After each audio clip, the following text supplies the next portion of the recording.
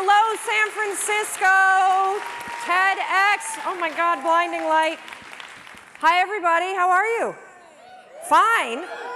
Oh my gosh. Okay, so my name is Mel Robbins, and for the last 17 years, I have done nothing but help people get everything that they want. Within reason. My husband's here. And so I've done it in the courtroom, in the boardroom, in the bedroom, in people's living room, whatever room you want to be in. If I'm there, I will help you get whatever you want by any means necessary. For the last 3 years, I host a syndicated radio show. 5 days a week, I go live in 40 cities, and I talk to men and women across America who feel stuck. Do you know that 1/3 of Americans feel dissatisfied with their lives right now? That is 100 million people. That's insane. And I've come face to face with it in this new show that I'm doing, which is also insane. It's called In-Laws. I move in with families across America. You guessed it, who are at war with their in-laws. We move them into the same house. I verbally assassinate everybody. We open up Pandora's box, and I get people to stop arguing about the donuts and who's hosting Thanksgiving dinner and talk about the real stuff. And that's what I want to talk to you about. I'm here for you. I'm going to tell you everything I know in less than 18 minutes about how to get what you want. So I want you to take a millisecond right now, and I want you to think about what you want. You. And I want you to be selfish. Screw Simon and the we thing. This is about me, right now. Sorry, Simon. What do you want? And here's the deal. I don't want it to sound good to other people. Being healthy will not get your ass on a treadmill. Losing your man boobs so you could hook up with somebody, now that's motivation. So I want to know, what do you want? Do you want to lose weight? Do you want to triple your income? Do you want to start a nonprofit? Do you want to find love? What is it? Get it right here. You know what it is. Don't analyze it to death. Just pick something. That's part of the problem. You won't pick. So we're going to be talking about how you get what you want. And frankly, getting what you want is simple. But notice I didn't say it was easy. It's very simple. In fact, if you think about it, we live in the most amazing moment in time. So that thing that you have up here, whatever it may be, you want to use healthy eating to cure your diabetes, you want to figure out how to take care of the elders and start a new hospice center, you want to move to Africa and build a school, guess what? You could walk into a bookstore right now and buy at least 10 books written by credentialed experts on how the hell you do it. You could Google it, and you could probably find at least, I don't know, 1,000 blogs documenting the step-by-step transformation that somebody else is already doing. You can find anybody online and cyberstalk them. You can just walk in their footsteps and let them, just use the science of drafting. Follow what everyone else has done, because somebody else is already doing it. So why don't you have what you want? When you have all the information that you need, you have the contacts that you need, there are probably free tools online that allow you to start a business or join a group or do whatever the heck you want. It all comes down to one word.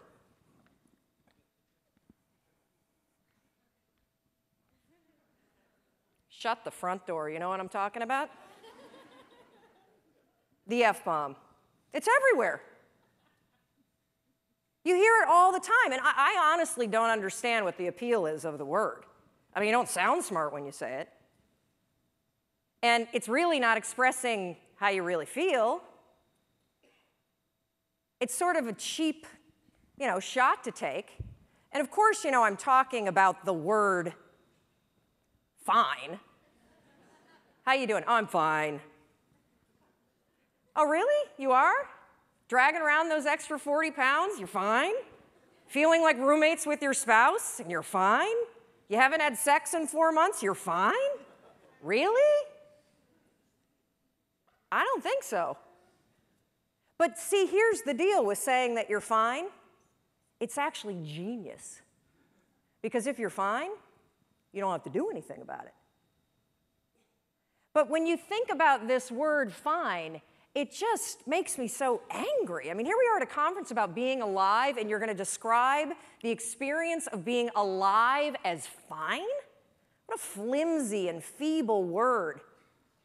If you're crappy, say you're crappy. If you're amazing, say you're amazing. Tell the truth. And this not only goes for the social construct, oh, I don't want to burden you with the fact that I hate my life, or, hey, I'm amazing, but that would make you feel terrible. The bigger issue with fine is that you say it to yourself.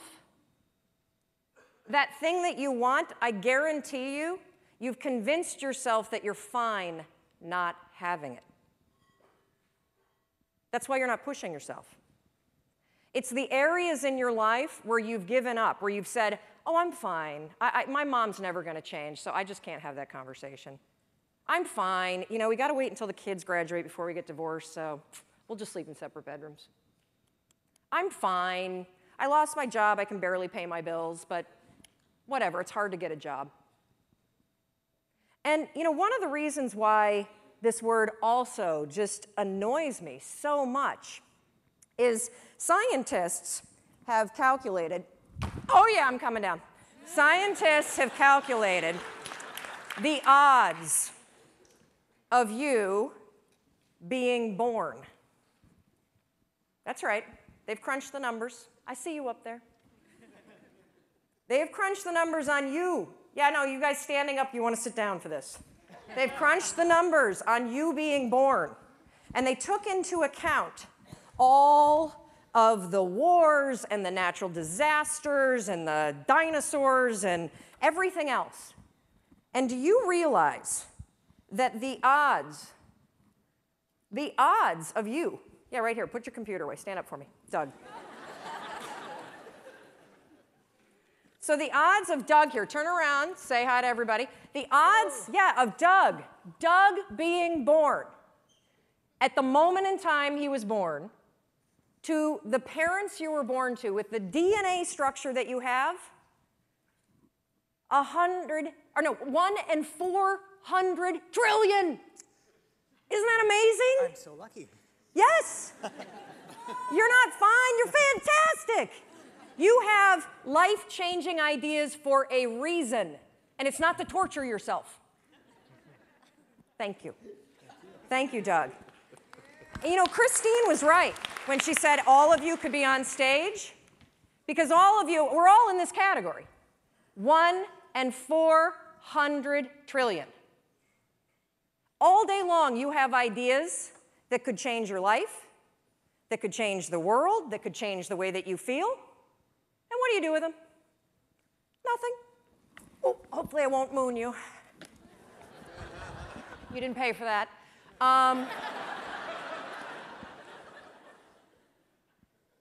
And I want you to just think for a minute, because we all have, I love to use the analogy, the inner snooze button. You have these amazing ideas that bubble up, right? You've been watching people all day, and I guarantee you, like, ping pong balls, boom, boom, boom, boom, boom, boom, boom. You've got an idea, oh, I should do this, I should do that. And every time you have an idea, what do? Boop, hit the snooze. What's the first decision you made this morning? I bet it was to go back to bed.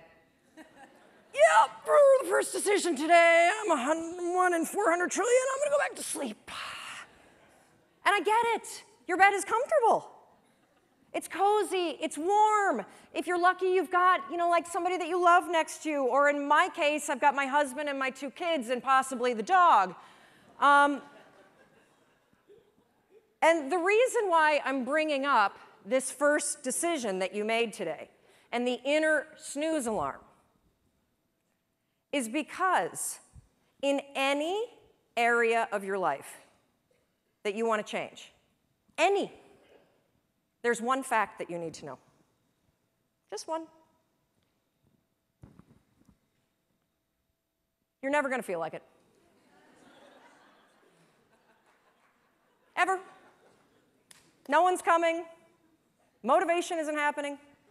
You're never going to feel like it. Scientists call it activation energy. That's what they call the force required to get you to change from what you're doing on autopilot to do something new. So try this test tomorrow. You think you're so fancy. I know you're attending TED. Try this. Tomorrow morning, set your alarm for 30 minutes earlier. And then when it goes off, take those sheets, throw them off, and stand up and start your day. No snooze, no delay, no I'll just wait here for 5 seconds because Mel's not standing here. Do it. And the reason why I want you to do it is because you will come face to face with the physical, and I mean physical, force that's required to change your behavior. Do you think that somebody who needs to lose weight ever feels like going on a diet? Of course not. Do you think they ever feel like eating boiled chicken and peas instead of a croissant? I don't think so. The activation energy required to get your ass away from your computer and out your front door to go on the walk you said that you were going to go on is the exact same amount of force that it takes you to push yourself out of a warm bed and into a cold room. What's interesting about being an adult is that when you become 18, nobody tells you that it's now going to be your job to parent yourself. And by parent yourself, I mean it's your job to make yourself do the crap you don't want to do so you can be everything that you're supposed to be. And you're so damn busy waiting to feel like it. And you're never going to. My son never feels like getting off his DS. That's my job. Get off the damn DS. Kendall, clean up the Barbies. If you're going to have a nude party in my bathroom, at least clean it up.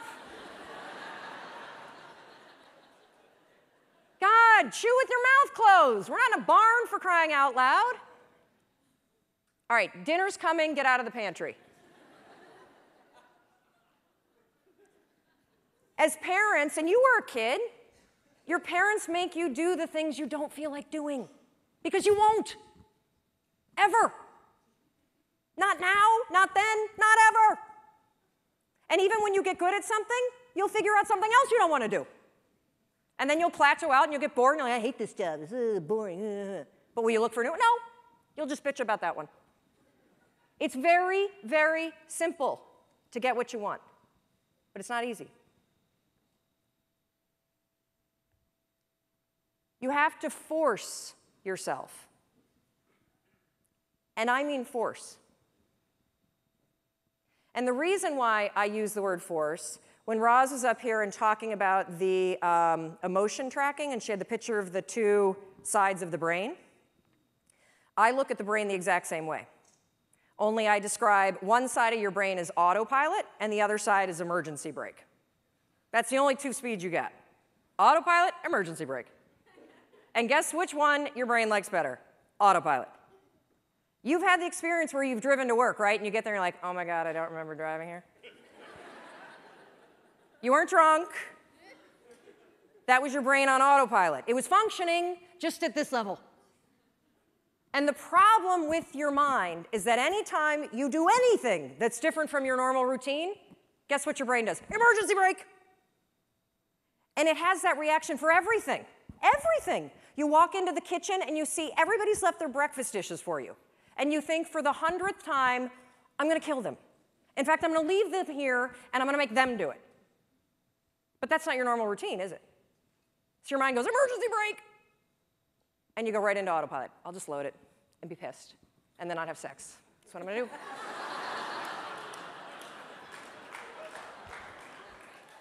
So when I say force, anything that's a break from your routine is going to require force. And if you think about your life, it's kind of funny because we are kids, and then we become adults, and we spend so much time trying to push our life into some sort of stable routine, and then we grow bored of it. You wake up at, the same time every day, you have largely the same breakfast, you drive to work the same way, you show up at work, you look busy, you avoid making calls, you update Facebook, you attend a meeting and doodle the whole time, you go back and update Facebook, you make plans for the evening, you look busy some more, then you drive home the same way, eat largely the same dinner, or variety of it. You watch the same kind of media, and then you go to bed and do the same thing all over again. No wonder you're bored out of your mind. It's the routine that's killing you. I have this theory about why people get stuck in life. So most of you have probably taken your basic Psych 101 class, and you've bumped into Andrew Maslow's hierarchy of needs. Well, your body is kind of cool because you have these basic needs.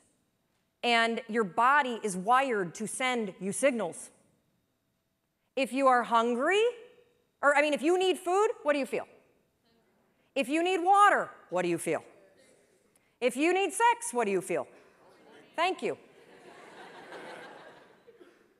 I think when you feel stuck or dissatisfied in your life, it's a signal.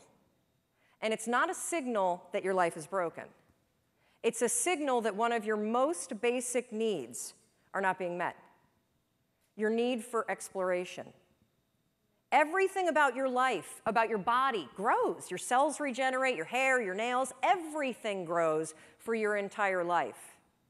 And your soul needs exploration and growth. And the only way you'll get it is by forcing yourself to be uncomfortable. Forcing yourself to get outside. Out of your head, thank you. If you're in your head, you're behind enemy lines. That is not God talking, okay? It's not. In fact, if I put a speaker on it and we broadcast what you say to yourself, we would institutionalize you. You would not hang out with people that talk to you the way you talk to yourself. So get out of your head. Your feelings are screwing you. I don't care how you feel. I care about what you want. And if you listen to how you feel when it comes to what you want, you will not get it. Because you will never feel like it. And you need to get outside your comfort zone. It's not about taking risks, it's about getting outside your comfort zone. Those first 3 seconds when you push yourself out of bed, they blow. But once you're up, it's great. Those first 3 seconds when you're sitting here in a studio or a stadium like this and somebody says, get up and come dance, and you think, oh, I should do that. And then you're like, oh. That experience that you had where you had the impulse to do it, and then you didn't do the activation energy required to force yourself, your emergency brake got pulled. I'm sitting right here. I'm not going up with those crazy people. I don't like to dance. But what happened for me is I came up and I bumped into Rachel, and then we started talking, and next thing you know, she's tweeting. And we're friends, and boom, get outside.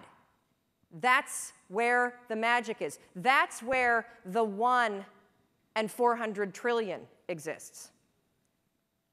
So everything I do, wait, okay, this is the last part, sorry. So one more thing that you can use, I call it the 5-second rule. Your mind can process a facial expression in 33 milliseconds. It can move pretty damn quick. The other thing that it does very quickly is if you have one of those little impulses that are pulling you, if you don't marry it with an action within 5 seconds, you pull the emergency brake and kill the idea. Kill it. If you have the impulse to get up and come dance while the band is playing, if you don't stand up in 5 seconds, you're going to pull the emergency brake. If you have an impulse about you were inspired by somebody's speech today, and you don't do something within 5 seconds, write a note, send yourself a text. Anything physical to marry it with the idea, you will pull the emergency brake and kill the idea. Your problem isn't ideas. Your problem is you don't act on them. You kill them. It's not my fault. It's not anybody's fault. You're doing it to yourself. Stop it. I'm counting on you. 1 in 400 trillion. You got stuff to do. And it's not going to happen in your head. So I want you to practice this today. When we go off to party, thank God it's coming soon, because I think we all could use a cocktail.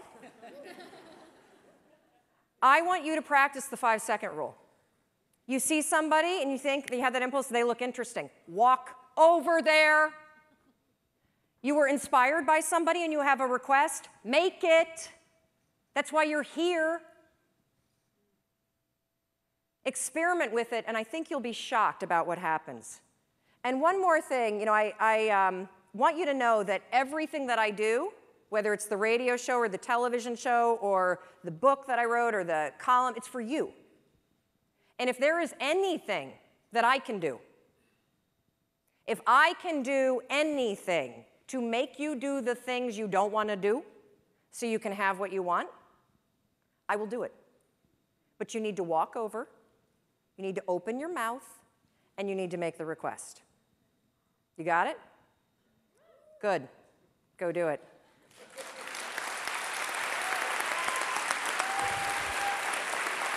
Thank you. Thank you. Yes, stand up. You have the impulse. Stand up.